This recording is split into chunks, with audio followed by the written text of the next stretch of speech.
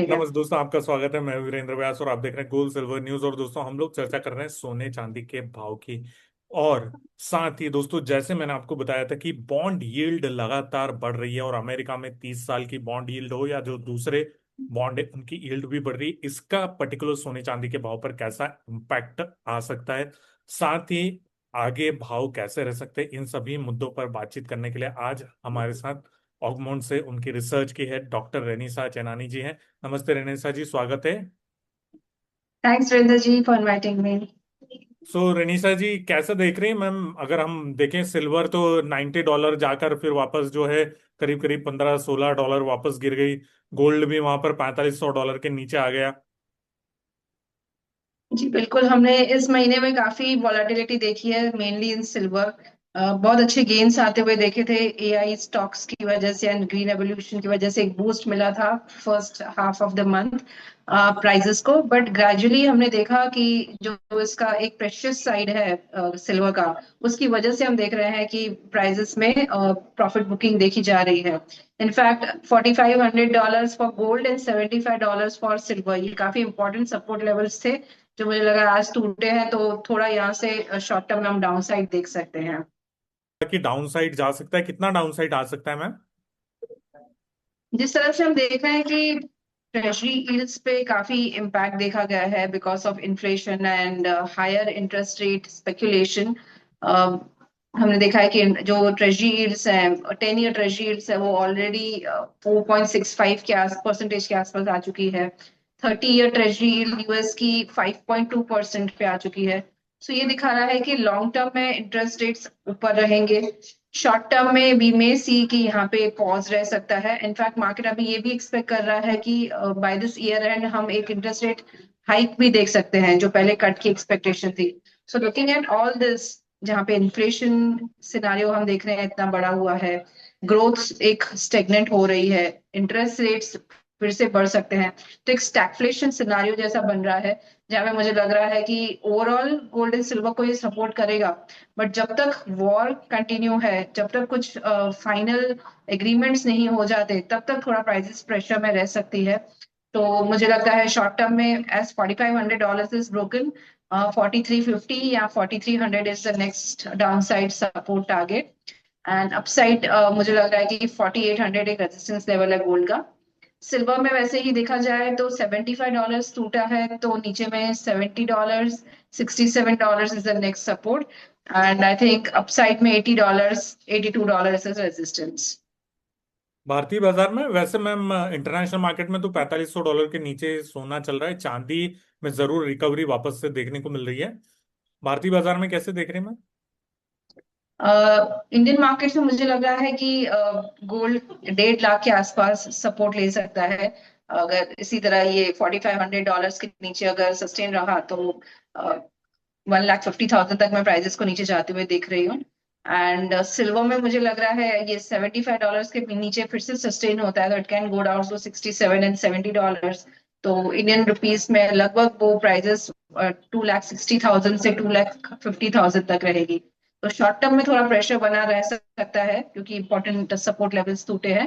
But S I said कि stagflation का scenario बन रहा है, ग्रेजुअली जब ये वॉर खत्म होगा तो हमें काफी अच्छी रिकवरी आते हुए देखेंगे एंड वापस प्राइजेस साइड में आपको प्रीवियस हाईज तक भी जाते हुए दिख सकती है। 1.50 मतलब 5-6-7% की गिरावट और देख रहे हैं आप? जी, जी बिल्कुल। जी मैम। 1.40 के कितनी संभावना है? आई डोंट थिंक एक 40 तक आ सकता है ये। अगर 4300 एक काफी इंपॉर्टेंट सपोर्ट लेवल है, वो टूटता है तो नेक्स्ट जो हमारा जनवरी का लो था 4100, वहां तक अगर प्राइसेस जाती है तो वो that will translate to 1,40,000 in Indian terms. तो यस, वो भी अचीवेबल है अगर 150 के नीचे प्राइसेस सस्टेनेबल रहती है तो। एंड नेगेटिव न्यूज कंटिन्यूअसली आते रहते हैं कि तो, बट एज ऑफ नाउ मुझे लगता है कि 4300 शुड नॉट बी ब्रोकन। वहां पे प्राइजेस को सपोर्ट लेकर एक बार कंसोलिडेट होना चाहिए। एक चीज मैम, फेड के मेंबर, फेड के जो चेयरमैन है नए, केविन वॉर्स, उनका अभी शपथ ग्रहण समारोह है फ्राइडे के दिन। तो ये एक बहुत बड़ा फैक्टर है। दूसरा, गोल्ड को लेकर जो फैक्टर है वो पीस टॉक्स। मतलब वो कभी भी हो सकता है, कभी भी ना हो, कभी भी हो सकता है। उस पे स्पेकुलेशन करना मतलब स्पेकुलेशन पे स्पेकुलेशन करना है। सो ये जो दो चीजें हैं कभी भी भाव को पलट सकती है। मतलब जैसे ही फेड की इंडिपेंडेंस पे खतरा आएगा तो हो सकता है भाव वहां पर, जैसे आप बोल रहे डाउन साइड, वो रिवर्स भी हो सकते हैं क्या? जी बिल्कुल, रिवर्सल कभी भी आ सकता है। इट ऑल डिपेंड्स दो चीजों पे, जैसे आपने बताया। ट्रम्प ने अभी लेटेस्ट अपने कमेंट्स में ये कहा है कि ईरान अगर अपनी एग्रीमेंट्स पे कुछ वो साइन नहीं करते हैं या कुछ फाइनल डील पे नहीं पहुंचते हैं, तो 2-3 दिनों में फिर से स्ट्राइक्स यूएस स्टार्ट कर देगा। So that would be negative for prices, तो हम प्राइसेस को नीचे और जाते हुए देखेंगे। बट अगर कुछ एग्रीमेंट हो जाती है, कुछ डील हो जाती है, तो yes, any time we can see a reversal again.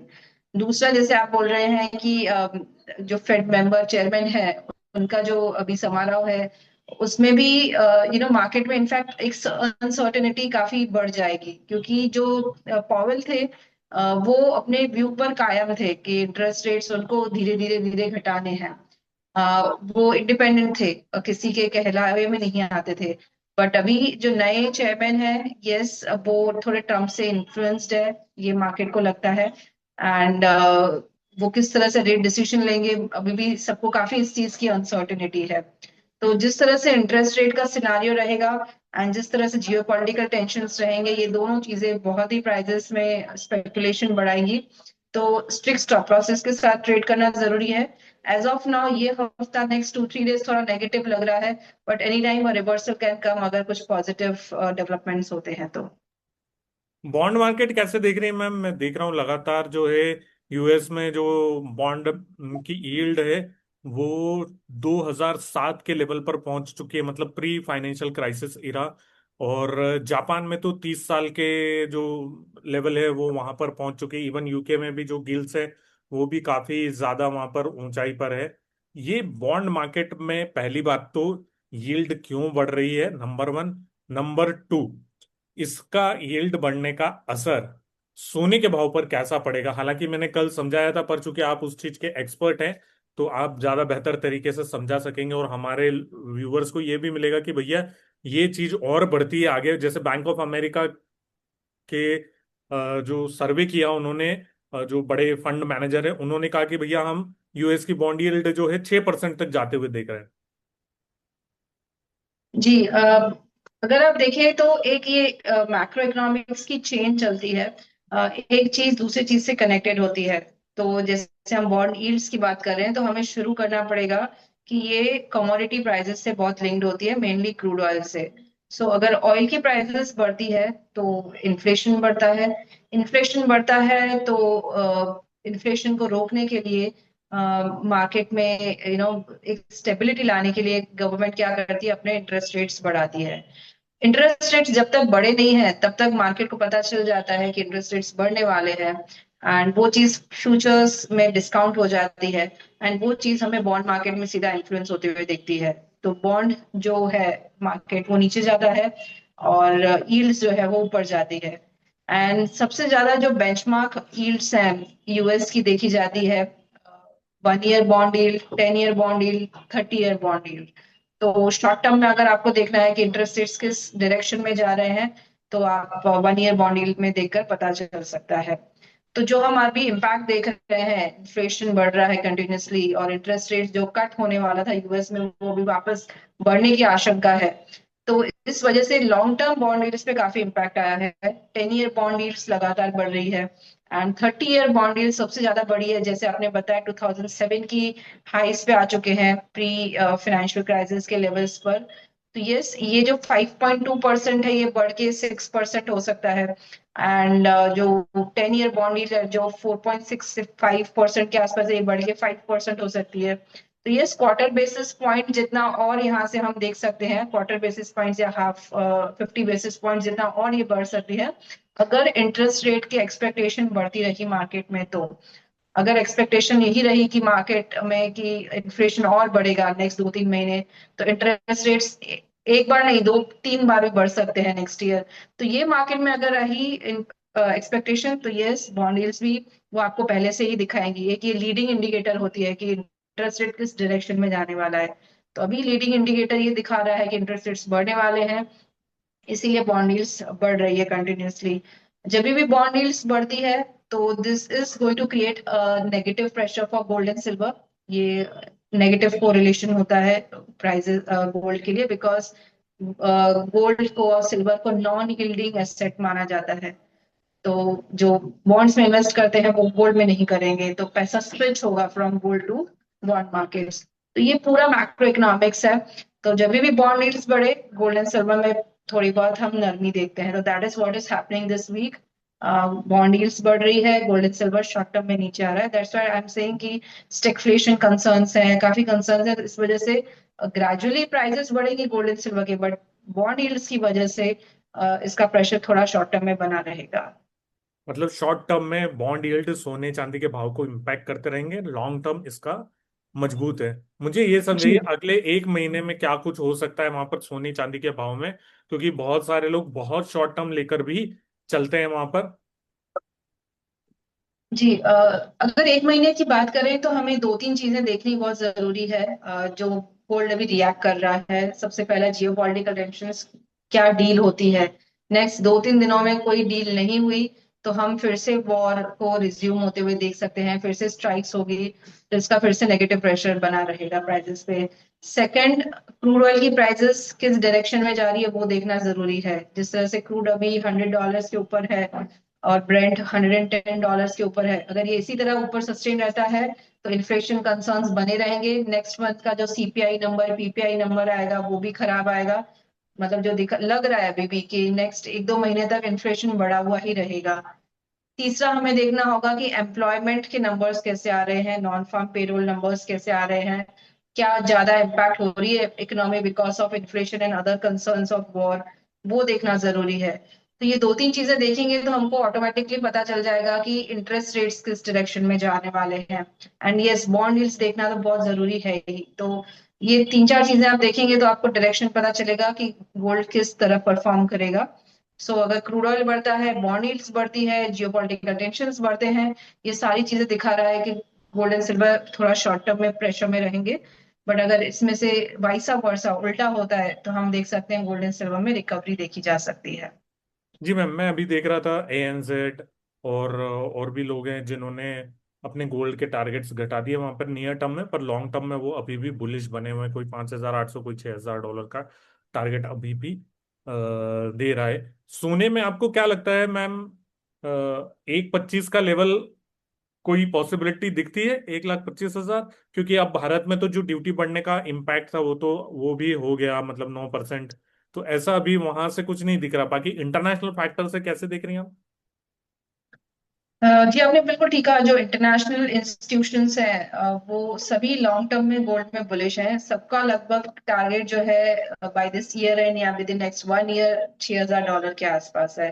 But short term में बिकॉज ऑफ हमने जो ये फैक्टर्स अभी डिस्कस किए, थोड़ा बहुत नेगेटिव प्रेशर में रह सकता है जब तक वॉर चल रहा है। तो शॉर्ट टर्म में $4,000 टू $4,100 ये काफी इंपॉर्टेंट सपोर्ट लेवल है। मुझे नहीं लगता ये टूटेगा, ये previous low, I don't think ये टूटेगा। फॉर दिस ईयर हमने लो आई मीन बनते हुए देख लिया है, अब नए लोस मुझे नहीं लग रहे हैं बनेंगे। तो ये लो अगर आप इंडियन डोमेस्टिक मार्केट में देखेंगे तो लगभग 1.25 लाख के लेवल्स के आसपास बनता था, but because of duty hike अभी ये लेवल बन चुका है लगभग 1,40,000 के ऊपर, 40,000 के आसपास। तो यस, 1,40,000 से नीचे मुझे नहीं लगता है गोल्ड एंड सिल्वर की प्राइसेस जाएगी इस साल।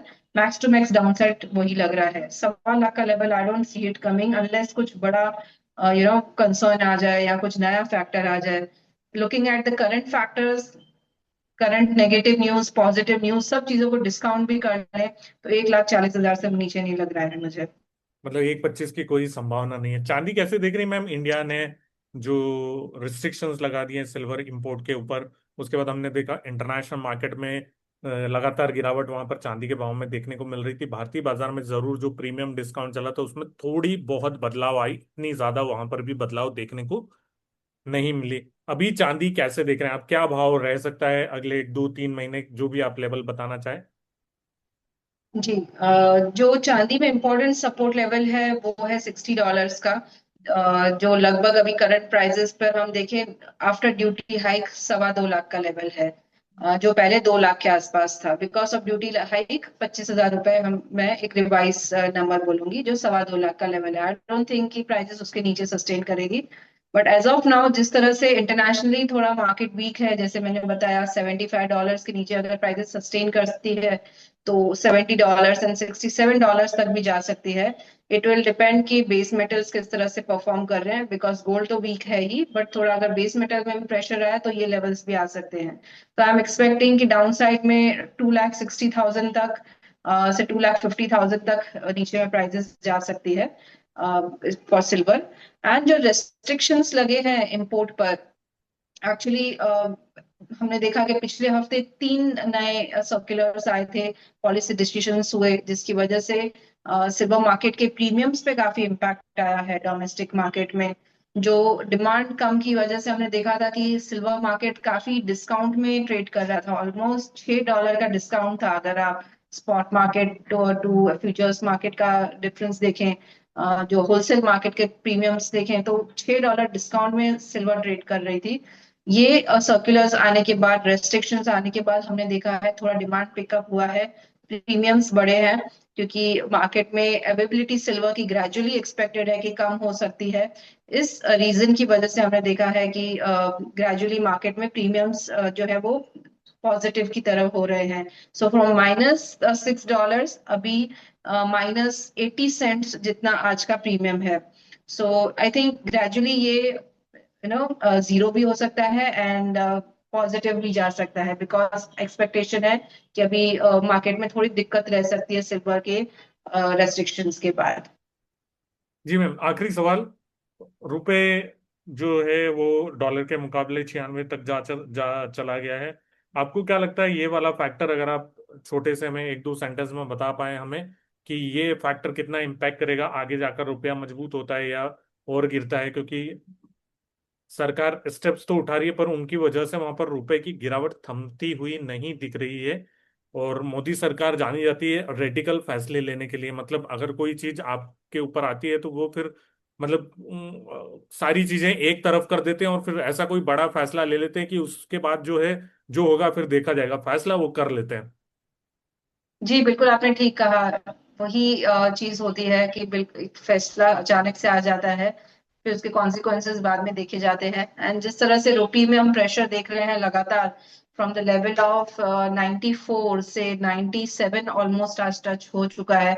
तो आरबीआई ने काफी बार इंटरवीन भी किया है इस मार्केट में, बट अभी भी प्रेशर बना हुआ है।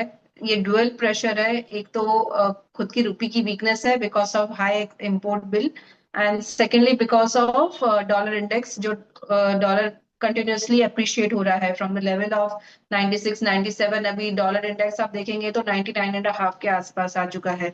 तो वो डॉलर की स्ट्रेंथ भी है, रुपी की वीकनेस भी है, ये डुअल प्रेशर की वजह से हम देख रहे हैं ये नेगेटिविटी, ये प्रेशर बना हुआ है। So it is expected that yes 97 के ऊपर भी जा सकता है रुपी। एंड जो करेंसी एक्सपर्ट्स है वो कह रहे हैं कि 98 तक भी जाते हुए देख सकते हैं रुपी को। तो ये गोल्ड एंड सिल्वर की प्राइसेस हमारे डोमेस्टिकली इसकी वजह से थोड़ी बहुत एलिवेटेड रह सकती है। ड्यूटी हाइक आई है, इस वजह से हम ऑलरेडी देख रहे हैं कि हमारी प्राइसेस प्रीमियम में है। And because of USD INR parity conversion, ये थोड़ा और प्रीमियम में रह सकती है। एंड इस वजह से हम देख रहे हैं कि जो हमारे इंपॉर्टेंट सपोर्ट लेवल्स थे वो शिफ्ट हो चुके हैं, जैसे गोल्ड में from 1.25 lakh to now it is 1,40,000। From silver it is कि 2 लाख का लेवल था, वो अभी चेंज होके 2.25 लाख हो चुका है। अगर रुपी इसी तरह डेप्रिशिएट रहा तो हमारे जो लेवल्स हैं और 1-2% ऊपर की तरफ शिफ्ट हो जाएंगे। सो द थिंग इज, आपको थोड़ा इंटरनेशनल प्राइसेस को ट्रैक करना पड़ेगा, देखना पड़ेगा वहां पे लेवल्स टूटते हैं, टेक्निकल्स अगर आप फॉलो करते हैं तो you have to follow that. Domestic में पैरिटी काफी चेंज हो रही है every day because of USD INR also and duties also. तो look at international prices before trading. Thank you so much Ranisa ji, ये सारी जानकारी देने के लिए और अपना कीमती वक्त देने के लिए। कोई और डिस्क्लेमर जो इसे आप बताना चाहेंगे ma'am? Thanks for inviting me. And जो भी हमने आज बात की है इस वीडियो में, this is just for educational purpose. अपने फाइनेंशियल एडवाइजर जरूर सलाह लें if you want to take any positions. और पर्सनली मैं कोई स्पेकुलेशन नहीं करती, मैं एक लॉन्ग टर्म इन्वेस्टर हूँ। और दोस्तों मैं भी कोई एक्सचेंज पे सोने चांदी की खरीद बिक्री नहीं करता हूँ। मैं सिर्फ आप लोगों के लिए जानकारी के लिए वीडियो बनाता हूँ। तो अगर आप कोई खरीद बिक्री करते हैं तो अपने वित्तीय सलाहकार की राय लेकर ही काम करिएगा। Thank you so much. Thank you.